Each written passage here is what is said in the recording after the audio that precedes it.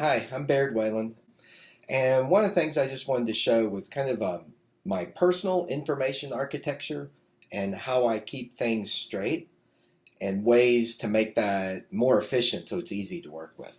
So, for example, I'm working on a project at ISTE, and this is my Google Drive folder, which is where I keep this information. And as you'll see, I have all these different pieces, but VMLA is a good one that we're working on right now, and I've structured some information, and I had some people add some files, and I'll find a folder that's appropriate for that so that it maintains this file structure. And the way that looks, so that a lot of people are used to seeing it this way.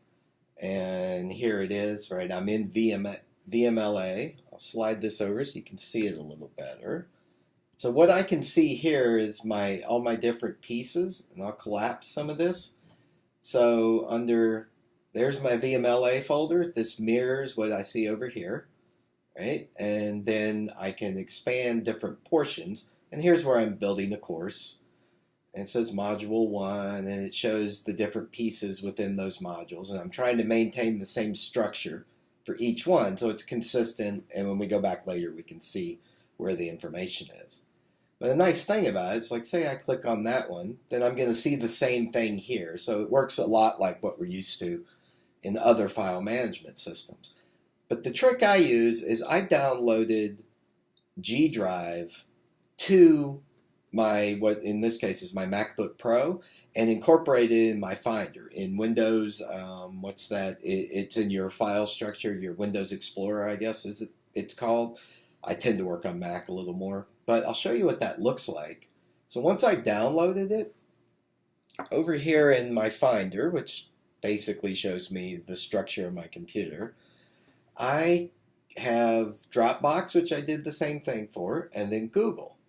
So here's that Google file, right? And when I open it, I can go to the same thing. So here's VMLA, and you'll see these little check marks let me know that this is shared and it's in another structure. But I can open things from right here and change them and save them, and it will save back to Google Drive. So I can use either work environment, and this helps when I'm offline. I can still access everything and work on it, and then when I connect, it'll update everything. So it really helps when I'm working with a group of people. We can keep everything in Google Drive, but we can make our edits either in Drive in the browser, or we can do it from here. So it works really well for helping people work with these documents.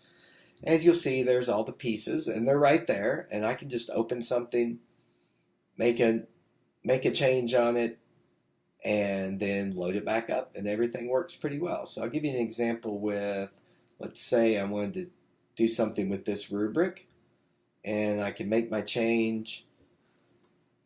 I really won't make a change, right? So I'll interact with it, but it gives me the chance to save it. So now I saved the document,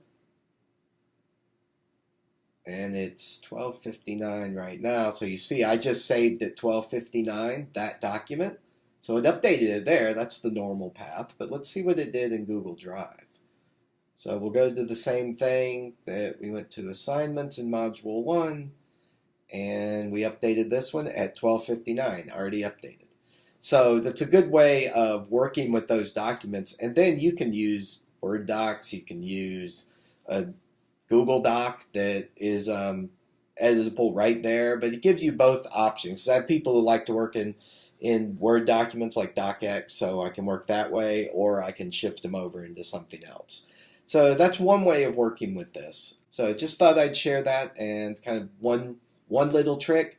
You can do the same thing with Dropbox. Like I said, I have that set up as well so that I can work straight from there, but I keep it all integrated in these platforms I can either get to online or I can work offline. And it gives me that same collaborative process. So I hope that helps a little bit.